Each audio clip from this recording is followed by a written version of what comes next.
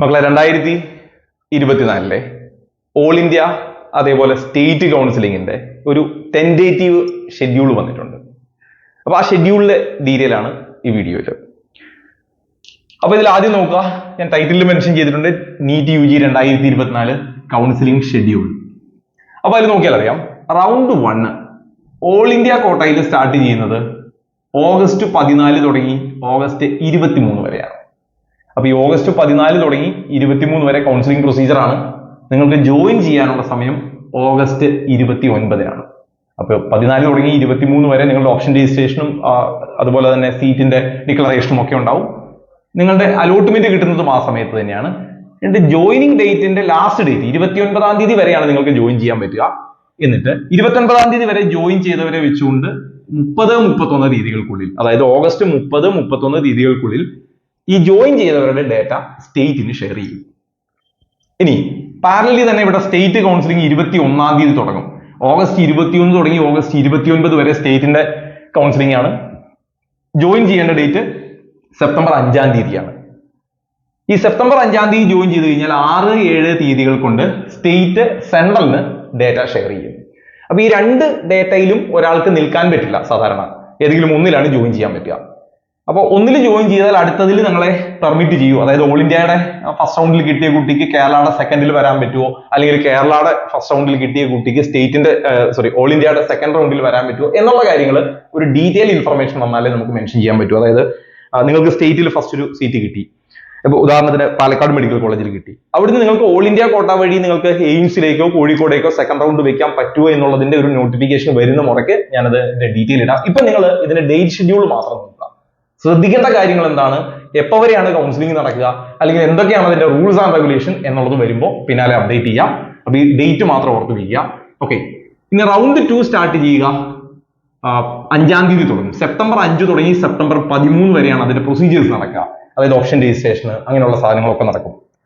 അതിനുള്ളിൽ ഈ 13-ാം തീയതിയുടെ അടുത്ത് തന്നെ റിസൾട്ട് വരും. സെപ്റ്റംബർ 20-നുള്ളിൽ നിങ്ങൾ ജോയിൻ ചെയ്യേണ്ടി വരും. 21-22 തീയതികളിൽ ഈ ഡേറ്റ സ്റ്റേറ്റിന് ഷെയർ ചെയ്യും. അതായത് ആർക്കൊക്കെ കിട്ടിയിട്ടുണ്ട് എന്നുള്ളതിന്റെ ഡേറ്റ. പാരലി തന്നെ അതേ സമയത്ത് ഇവിടെ 13-ാം തീയതി വരെയാണെങ്കിൽ ഇവിടെ 11 തുടങ്ങി 20 വരെയുള്ള സമയത്ത് സ്റ്റേറ്റിന്റെ അതേ സമയത്ത് ഏറെക്കുറെ അതേ സമയത്ത് തന്നെ ഇവിടെ 5-ാം തീയതി തുടങ്ങി 13 വരെയാണെങ്കിൽ ഇവിടെ അത് തീരുന്നതിന് മുമ്പ് 11 തുടങ്ങി 20 വരെ സ്റ്റേറ്റിന്റെ കൗൺസിലിംഗ് സ്റ്റാർട്ട് ചെയ്യും. അതിന്റെ ജോയിനിങ് ഡേറ്റ് 26 സെപ്റ്റംബർ ആണ്. 26 സെപ്റ്റംബറിന് ജോയിൻ ചെയ്ത കുട്ടികളുടെ ഡേറ്റ 27-28 തീയതികൾ കൊണ്ട് ഓൾ ഇന്ത്യയിലേക്ക് ഷെയർ ചെയ്യും. അപ്പൊ ഇതൊരു കോമൺ ഷെയറിംഗ് ഉണ്ടാവും. ഇനി അതിനുശേഷം റൗണ്ട് 3 സ്റ്റാർട്ട് ചെയ്യും. അപ്പൊ ഒരു ചോദ്യം ഉണ്ടാവും, റൗണ്ട് 2-ൽ പാർട്ടിസിപ്പേറ്റ് ചെയ്തവർക്ക് റൗണ്ട് 3-ൽ വരാൻ പറ്റുമോ, അതുപോലെ റൗണ്ട് 2-ന് ശേഷം റൗണ്ട് 3-ലേക്ക് വന്നാൽ നമ്മുടെ ഫീസ് നഷ്ടപ്പെടുവോ, ഇങ്ങനെയുള്ള കാര്യങ്ങൾ ഡീറ്റെയിൽ നോട്ടിഫിക്കേഷൻ വരട്ടെ, അതുവരെ വെയിറ്റ് ചെയ്യുക. റൗണ്ട് 3-ൽ 26 സെപ്റ്റംബർ തുടങ്ങി 5 ഒക്ടോബർ, അതായത് സെപ്റ്റംബർ 26 തുടങ്ങി ഒക്ടോബർ 5 വരെയുള്ള സമയത്താണ് റൗണ്ട് 3-യുടെ പ്രൊസീജിയേഴ്സ് നടക്കുക. ജോയിനിങ് ഒക്ടോബർ 12 വരെ ഉണ്ടാവും. ഒക്ടോബർ 13-15 തീയതികൾ കൊണ്ട് സ്റ്റേറ്റിന് അതിന്റെ ഡേറ്റ ഷെയർ ചെയ്യപ്പെടും. ഇതേ സമയത്ത് തന്നെ ഒക്ടോബർ 3 തുടങ്ങി 12-ാം തീയതി വരെ സ്റ്റേറ്റിന്റെ കൗൺസിലിംഗ് നടക്കും. 18-ാം തീയതിക്കുള്ളിൽ നിങ്ങൾ ജോയിൻ ചെയ്യണം. 19-ാം തീയതി ഡേറ്റ ഷെയർ ചെയ്യും. അപ്പോൾ നോർമലി നടക്കേണ്ട 3 റൗണ്ട് കഴിയും. പിന്നെ സ്ട്രേ വേക്കൻസി ആണ്. സ്ട്രേ വേക്കൻസി ഓൾ ഇന്ത്യ കോട്ടയിൽ ഒക്ടോബർ 16 തുടങ്ങി ഒക്ടോബർ 23 വരെയാണ്. എന്നാൽ സ്റ്റേറ്റിൻ്റെത് ഒക്ടോബർ 21 തുടങ്ങി ഒക്ടോബർ 25 വരെയാണ്. ജോയിൻ ചെയ്യേണ്ടത് ഇപ്പൊ 16 തുടങ്ങി 23 വരെയുള്ള ഓൾ ഇന്ത്യ കോട്ടയിൽ കിട്ടിയ കുട്ടികൾ 30 ഒക്ടോബറിൽ ജോയിൻ ചെയ്യണം. അതേ ഡേറ്റിൽ തന്നെ, അതായത് 21 തുടങ്ങി 25 വരെ ഒക്ടോബർ ഉള്ളത് ജോയിനിങ് ഡേറ്റ് സ്റ്റേറ്റിൻ്റെത് 30 ഒക്ടോബർ തന്നെയാണ്.